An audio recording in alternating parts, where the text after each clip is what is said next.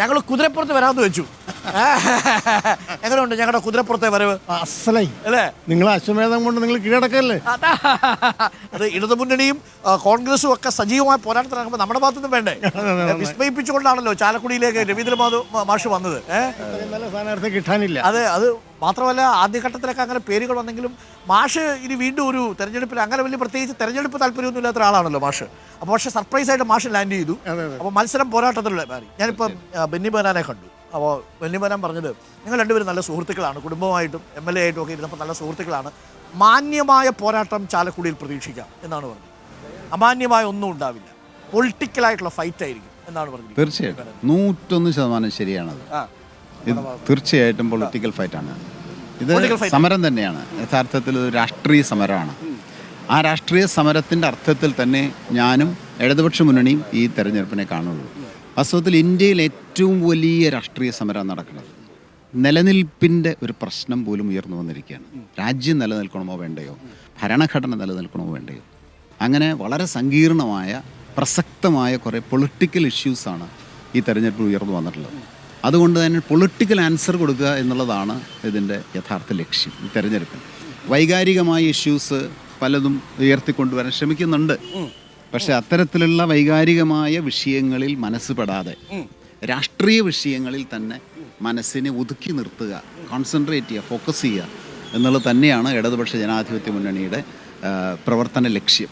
നമ്മൾ കുതിരയെ കുറിച്ച് ചോദിച്ചപ്പോഴാണ് ഈ കുതിരപ്പുറത്ത് കയറിയിട്ടുണ്ട്? ഇല്ല, കയറിയിട്ടില്ല. കോളേജ് പഠിപ്പിക്കുന്ന സമയത്ത് കൊണ്ട് പോകില്ലേ? ടൂറിന് പോകുമ്പോൾ പോയിട്ടില്ല. അങ്ങോട്ട് മോഹമില്ല. മോഹം എന്തുണ്ട്, പക്ഷേ ഈ കുതിരയേക്കാൾ വലിയൊരു പടക്കുതിര മാഷിനോടൊപ്പം ഉണ്ട്. മാഷിന്റെ സൈക്കിള് സൈക്കിളിലായിരുന്നു. സൈക്കിളിൽ ധാരാളം സഞ്ചരിച്ചിട്ടുണ്ട് വർഷങ്ങളോളം.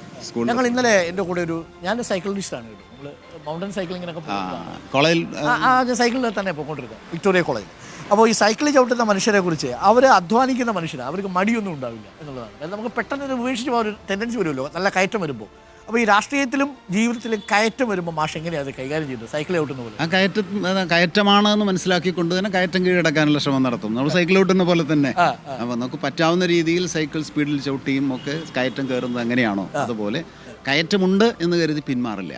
ഇപ്പൊ അങ്കമാലി എങ്ങനെയാ, കയറ്റമാണോ ഇറക്കമാണോ നിരപ്പാണോ? ഇപ്പൊ നിരപ്പാ. അല്ല, ഇറക്കമാണെന്നും പറയില്ല. അതാണ് ഈ എതിരാളിയോടുള്ള ഒരു ബഹുമാനവും കൂടി സൂക്ഷിച്ചുകൊണ്ടാണ്.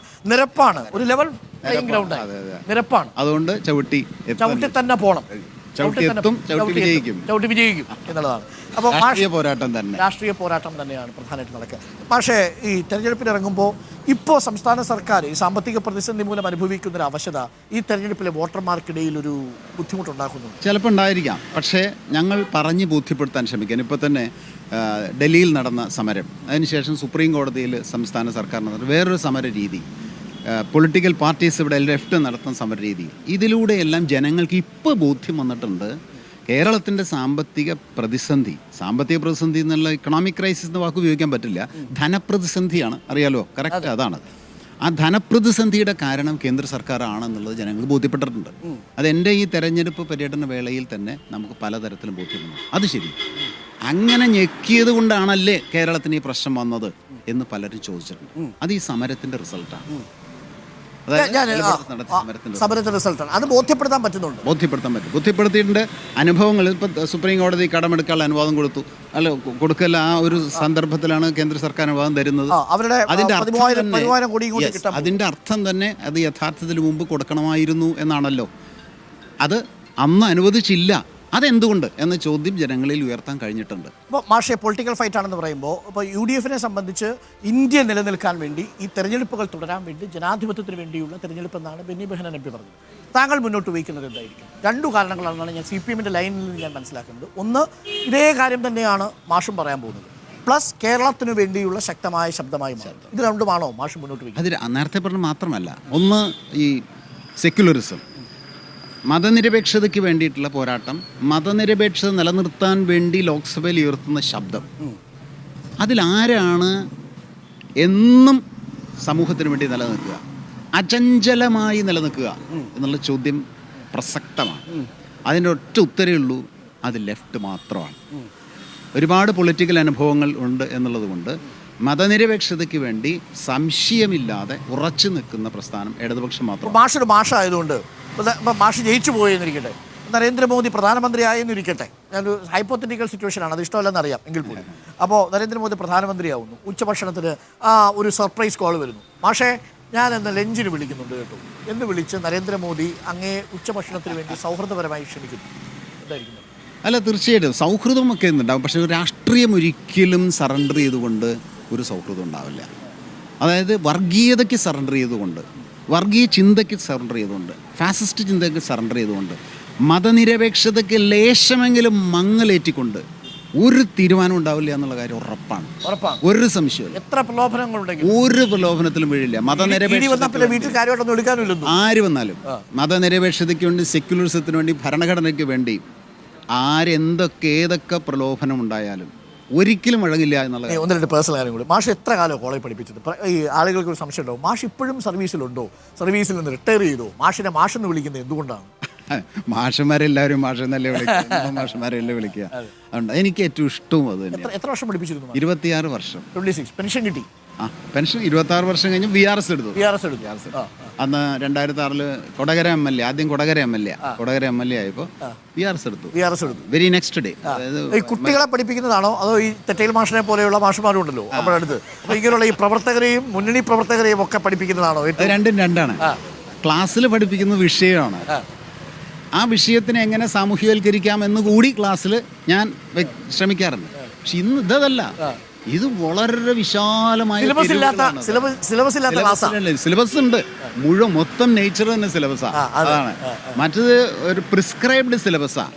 ഇത് അനന്തമായ സിലബസാണ് കിടക്കുന്നത്. അപ്പം നമുക്ക് സോഴ്സ് കൂടുതലാണ്. എവിടെ നിന്ന് വേണമെങ്കിലും എന്ത് വേണമെങ്കിൽ എടുത്ത് ആ വിഷയം എന്താണോ അത് അഡ്രസ്സ് ചെയ്യാൻ നമുക്ക് പറ്റും. മറ്റത് അങ്ങനെയല്ല. സിലബസ് എന്നുള്ള ഒരു രാഷ്ട്രീയവും രസതന്ത്രവും അതൊരു മാച്ച് പലപ്പോഴും അതൊരു ചേരാത്തതായിട്ട് തോന്നും. പക്ഷേ രാഷ്ട്രീയത്തിലെ രസതന്ത്രം ഭയങ്കര പ്രധാനപ്പെട്ട കാര്യം. രസതന്ത്രം പഠിച്ചതുകൊണ്ടാണ് രാഷ്ട്രീയ രസതന്ത്രം കുറെ കൂടി വ്യക്തമാകുന്നത്. ഇപ്പോൾ ഒരു സുസ്ഥിര വികസന പദ്ധതി പുതുക്കാട് മണ്ഡലത്തിൽ നടത്തി വെച്ചു. അതിൽ കൃത്യമായ പൊളിറ്റിക്സിൻ്റെ കൃത്യമായ കെമിസ്ട്രി ഉണ്ട്. കെമിസ്ട്രി മീൻസ് ക്ലാസിക്കൽ കെമിസ്ട്രി അല്ല, കെമിസ്ട്രിയുടെ നൈതിക ഭാവങ്ങൾ അതിലുണ്ട്. അപ്പോൾ വാസ്തവത്തിൽ കെമിസ്ട്രി പഠിപ്പിച്ചതും ഇതിൽ വളരെ ഉപകാരപ്രദമായി. ഇക്കണോമിക്സും കെമിസ്ട്രിയും ബ്ലെൻഡ് ചെയ്യണം. പെർഫെക്റ്റ് ബ്ലെൻഡാണ്. ഓക്കെ മാഷെ, ഞാനൊരു കാര്യം കൂടി, മാഷെ ഈ മാഷിൻ്റെ സിംപ്ലിസിറ്റിയെ കുറിച്ച് ഇപ്പോൾ ഓവറായിട്ടൊരു ഹൈപ്പ് വരുന്നു. അത് ചിലപ്പോൾ മാഷ് ദോഷം ചെയ്തിട്ടുണ്ട്. ഞാനൊരു നിരീക്ഷണം നടത്തിയതായിട്ടു. അപ്പോൾ മാഷ് ഈ മൊബൈൽ ഫോൺ മാറ്റണം എന്നൊരു റിക്വസ്റ്റ് ഉണ്ട്. മാഷ് സഹകരിക്കും. കാരണം ഞാൻ പോയപ്പോൾ ഒരു പ്രേക്ഷകൻ എൻ്റെ അടുത്ത് പറഞ്ഞെന്താ അറിയില്ല, മാഷ് ഇത് ഉപയോഗിക്കുമ്പോൾ ഒരു തടസ്സം വരാൻ സാധ്യതയുണ്ട്. ഇപ്പം ഉദാഹരണത്തിന് ചാലക്കുടി അതിരപ്പള്ളി മേഖലയിലൊക്കെ ഒരു കാട്ടാന ഇറങ്ങി പെട്ടെന്നൊരു ദൃശ്യം ഇട്ട് അതിനകത്ത് തെളിയില്ലല്ലോ. അപ്പോൾ ഒരു സ്മാർട്ട് ഫോൺ വേണം MP ആയിരിക്കുമ്പോൾ. ഈ ഞാൻ ഉപയോഗിക്കുന്നതും വേണ്ടേ? അല്ല, ശരിയായ ഒരു കാര്യമല്ലേ? അതൊരു ന്യായമായ ആവശ്യമില്ല. സൈക്കിൾ ഉപേക്ഷിക്കണ്ട, ശരി തന്നെയാണ് അല്ലേ? അപ്പൊ ഈ ഫോൺ ഉപേക്ഷിക്കണം. എന്നിട്ട് ഉപേക്ഷിക്കാൻ പറയുന്നത് കയ്യിലിരുന്നോട്ടെ, പക്ഷെ MP ആയി കഴിഞ്ഞാൽ ഒരു സ്മാർട്ട് ഫോൺ മാഷ് കൈകാര്യം. പക്ഷെ അതർവൈസ് മോഡേൺ ആയതുകൊണ്ട് വ്യൂവിലും അല്ലെങ്കിൽ എല്ലാത്തിലും മോഡേൺ പ്രോഗ്രസീവ് ആയതുകൊണ്ട് ഇത് ഒറ്റടിക്കുള്ള പ്രതിബന്ധമല്ല. പക്ഷെ മാറ്റേണ്ടതല്ലേ? ശരിയാണ്. കണ്ടോ, ഞാൻ വിദ്യാഭ്യാസ മന്ത്രിയായിരുന്നു 5 കൊല്ലം ഇത് തന്നെ. പക്ഷെ ഇനിയിപ്പോ മാഷ് MP ആയിരിക്കുമ്പോൾ മാഷിന് കോളുകൾ വന്നു തുടങ്ങും, മാത്രം ദൃശ്യങ്ങൾ വന്നു തുടങ്ങും പലതരത്തിൽ. ടാബൊക്കെ നന്നായിട്ട് ഉപയോഗിക്കുന്നുണ്ട് മാഷ്. ലാപ്ടോപ്പ് ഉപയോഗിക്കാറിയാം മാഷിന്റെ. എനിക്കറിയാം. പക്ഷേ എന്റെ സ്ഥിരമായ എന്റെ കൂടെയുള്ള ഈ ഫോൺ വർഷങ്ങളായിട്ടുള്ള ഫോണാണ്. അത് മാറ്റണം എന്നുള്ള ഒരു പ്രലോഭനമാണ്. അതൊരു തരത്തിലുള്ള പ്രലോഭനമാണ്. അങ്ങനെ പ്രലോഭനം നിലപാടുമായി ബന്ധപ്പെട്ടുള്ള പ്രശ്നമാണത്. നിലപാടിലാണ് സംശയമില്ല. പെട്ടെന്നൊരു വാർത്ത ഇങ്ങനെ അയച്ചു കൊടുക്കും. വാട്സപ്പില്ലല്ലോ. അപ്പൊ വാട്സപ്പ് വരും. അദ്ദേഹത്തിന്റെ ഡ്രൈവറാണ് നിൽക്കണേ. അദ്ദേഹത്തിന്റെ കയ്യിൽ ഈ സകല സാധനം ഉണ്ട്. ഒന്ന് കമ്മ്യൂണിക്കേറ്റ് ചെയ്താൽ പോരെ? അതൊരു ഉമ്മൻചാണ്ടി ശൈലിയാ. അല്ല,